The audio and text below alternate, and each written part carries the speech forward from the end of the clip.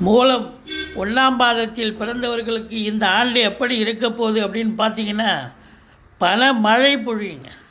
உங்களை பொறுத்தவரையிலையும் பாருங்கள், 5ல் குரு, 2ஆம் இடத்துல குரு பார்வை, 10ஆம் இடத்துக்கு குரு பார்வை இருக்கிறது. ஆதலால் உங்களை பொறுத்தவரையிலையும் தொழிலில், உத்தியோகத்தில் சிறந்த ஒரு மேன்மையை ஏற்படுத்தும்.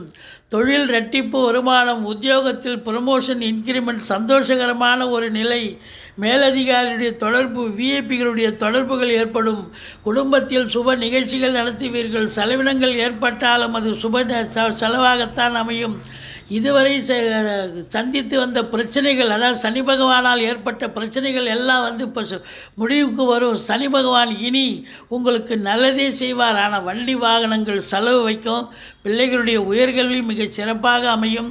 வாழ்க்கை துணை அல்லது மனைவி மூலம் உங்களுக்கு அற்புதமான ஒரு காலகட்டம் அப்படின்னு சொல்லலாம்.